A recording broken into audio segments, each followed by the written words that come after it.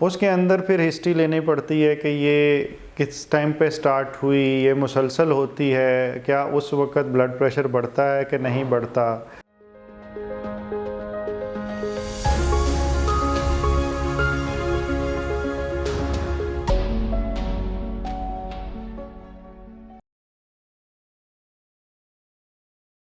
बिस्मिल्लाहिर्रहमानिर्रहीम। डायलिसिस के बीच में कुछ लोगों को सर दर्द होती है, उस सर दर्द की वजह जाननी है। ये फिर मैं साथ साथ ये जो सिलसिला शुरू किया है डायलिसिस के मरीज़ों के लिए, मैं ये ज़रूर साथ साथ बता दूं कि सर दर्द भी हर पेशेंट को नहीं होती। ये वीडियो सिर्फ उन लोगों के लिए है जिनको डायलिसिस के बीच में सर दर्द होती है, तो उसकी क्या वजह हो सकती है, उसके कुछ डिफरेंशियल मैं डिस्कस करूँगा। कुछ इसकी वजूहात बहुत रेयर हैं और उसकी डिटेल में मैं नहीं जाऊँगा। नंबर 1, डायलिसिस जब शुरू हो जाता है तो कुछ लोगों को ये होता है कि वो डायलिसिस के लगते ही हल्की सी सर दर्द शुरू हो जाती है, और कुछ लोग ऐसे हैं जिनको डायलिसिस के दरमियान में, और कुछ को जब ख़त्म हो जाता है और घर चले जाते हैं तो सर दर्द होती है। ये मुख्तलिफ़ वजूहात हैं और इसकी हिस्ट्री पे, उम्र पे, एक्चुअल मर्ज़ क्या था, उसके लिहाज से फिर इसकी तशख़ीस और इलाज बदल जाता। नंबर 1, सबसे पहले कि शुरू वाले हिस्से में आपको सर दर्द होना शुरू हो गई या होती है रेगुलरली, तो उसकी क्या वजूहात हो सकती हैं। डायलिसिस शुरू होते ही जिस्म के साथ जो खून निकलता है उसके साथ डायलिसेट जो सा है वो टच करता है, और उससे जिस्म से फासिद मादे उसमें शामिल होते हैं और खून की सफाई शुरू हो जाती। बाज़ लोगों को वो मेम्ब्रेन जिसके ज़रिए खून उस डायलिसेट के साथ टच करता है वो पसंद नहीं आती, और उनका ब्लड जौन सा है वो लो ग्रेड की एलर्जी भी प्रोड्यूस कर सकता, जिसे हम डायलाइज़र रिएक्शन भी कह सकते हैं। और डायलिसेट से भी कुछ लोगों को प्रॉब्लम होता है, वो डायलिसेट की ख़राबी से ताल्लुक़ रखता है। तो अभी डायलाइज़र जौन सा है मैं उसकी बात कर रहा हूँ कि जब उससे दौरान खून गुज़रता है तो कुछ लोगों को उससे लो ग्रेड की एलर्जी होती है, उससे कुछ खून की नालियों के अंदर ख़ास मालिक्यूल निकलते हैं और वो डायलेट हो जाती हैं ब्रेन के अंदर, दिमाग के अंदर, उससे सर दर्द शुरू हो जाती। उसके अंदर फिर हिस्ट्री लेनी पड़ती है कि ये किस टाइम पे स्टार्ट हुई, ये मुसलसल होती है, क्या उस वक़्त ब्लड प्रेशर बढ़ता है कि नहीं बढ़ता, क्या ये ब्लड प्रेशर की वजह से होने वाली सर दर्द तो नहीं है। अगर बाकी चीज़ें नेगेटिव हों तो फिर डायलाइज़र के बारे में भी कुछ टेस्ट करवाए जाते हैं जिस्म में एलर्जी को देखने के लिए, और डायलाइज़र को बदला भी जा सकता। दूसरी पॉसिबिलिटी ये है कि जो ही डायलिसिस शुरू हुआ तो डायलिसिस के बीच में जो जिस्म के अंदर खून में बीपी की दवाई मौजूद थी वो साफ़ हो गई, मशीन ने उसे साफ़ कर दिया या मशीन ने उसे चूस लिया।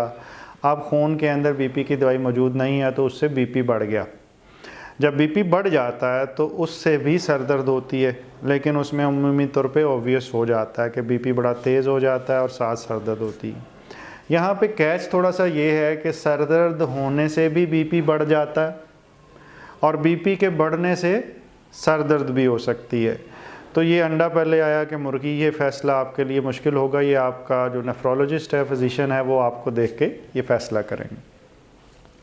इस सेकंड केस के अंदर बीपी की कुछ ऐसी मेडिसिन इस्तेमाल करनी होती है जो डायलिसिस के दरमियान में धुले ना, यानी मशीन जिस्म से उस दवाई को रिमूव ना कर सके और डायलिसिस के दरमियान में भी वो खून के अंदर शामिल रहे और बीपी को कंट्रोल करे। वो अद्वियात कुछ मरीज़ों को फिर डायलिसिस से जस्ट पहले लेने का कहा जाता है, तो उस दौरान में फिर डायलिसिस उनका स्मूथली गुजर जाता है। कुछ लोग ऐसे होते हैं कि जिनको पहले से कोई सर दर्द का मामला चल रहा होता है, वो टेंशन हेडेक है, वो क्लस्टर हेडेक है, वो माइग्रेन है, दर्द शकीका है, बहुत सारी उसकी नाम है। उन सर दर्द के दर्द शकीका के अलावा कुछ और भी नाम रखे गए हैं जो मुझे शायद इस तरह नहीं याद, अंग्रेज़ी के नाम हैं जो शायद आम लोगों के लिए ज़्यादा इंटरेस्ट के ना हो। लेकिन इसमें ये फ़ैसला होगा कि अगर पहले से सर दर्द चल रही है तो फिर उसके लिहाज से हिस्ट्री ली जाएगी और उसका इलाज भी उससे मिलता जुलता होगा। उसमें हमें हो सकता है न्यूरोफिजिशियन से भी मशवरा करना पड़े। बाज़ लोगों को डायलिसिस के बीच में शुगर के लो होने के साथ भी ये प्रॉब्लम बनता है, उनके लिए फिर शुगर का कंट्रोल ज़रूरी है। कुछ लोग ऐसे हैं जिनका जिस्म से जब इजाफ़ी पानी बहुत ज़्यादा तेज़ी से निकालने की कोशिश की जाता है या उनके जिस्म में बहुत ज़्यादा पानी भरा आता है, जब वो निकाला जाता है तो उनका भी सर भारी हो जाता है, उसके साथ बीपी भी चेंज हो सकता है। तो वो भी वजह अगर पानी की इजाफ़ी निकालना है तो उसको ठीक किया जाएगा। बाज़ का इस तरह होता है कि डायलिसिस के बीच में जो सोडियम रखा जाता है या जो कंडक्टिविटी है वो ज़्यादा रखी जाती है पानी को निकालने के लिए। उससे होता ये है कि जो पानी जिस्म से निकलता है और सोडियम जिस्म के अंदर थोड़ा ज़्यादा होता है तो उससे बीपी ऊपर आ जाता है। ये वाली सर दर्द उमूमी तौर पे डायलिसिस शुरू होने के फ़ौरन बाद नहीं शुरू होती, ये तकरीबन 2 घंटे बाद शुरू होती है। और अमूमी तौर पे इसमें वो लोग शामिल होते हैं जिनके जिस्म से एक वक्त में 3 लीटर या इससे ज़्यादा पानी एक ही डायलिसिस सेशन में निकालने की कोशिश की जा रही होती और जिस्म उसके में अपना एहतजाज रिकॉर्ड करता है और उसमें से एक तरीक़ाकार उसके पास सर दर्द भी है, फिर क्रैम्प्स भी पड़ते हैं, बीपी कम या ज़्यादा भी हो सकता है डिपेंडिंग अपॉन के उनका ड्राई वेट कितना अच्छा एडजस्ट हुआ होगा।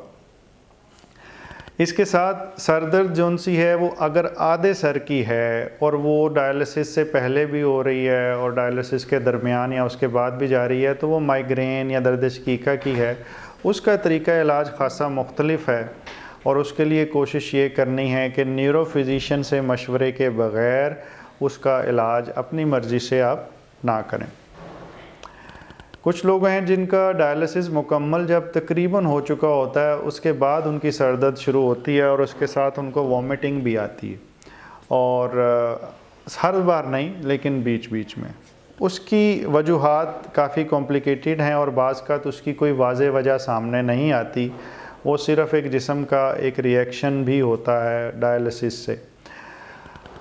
इस केस के अंदर भी बीपी को कंट्रोल करना, वॉल्यूम को मेंटेन करना, ज़रूरत से ज़्यादा पानी ना जिस्म के अंदर से निकाला जाए ना ज़रूरत से ज़्यादा पानी अंदर रहा जाए, इस चीज़ पे गौर करना होता है और उमूमी तौर पे मरीज़ सेटल डाउन कर जाते हैं।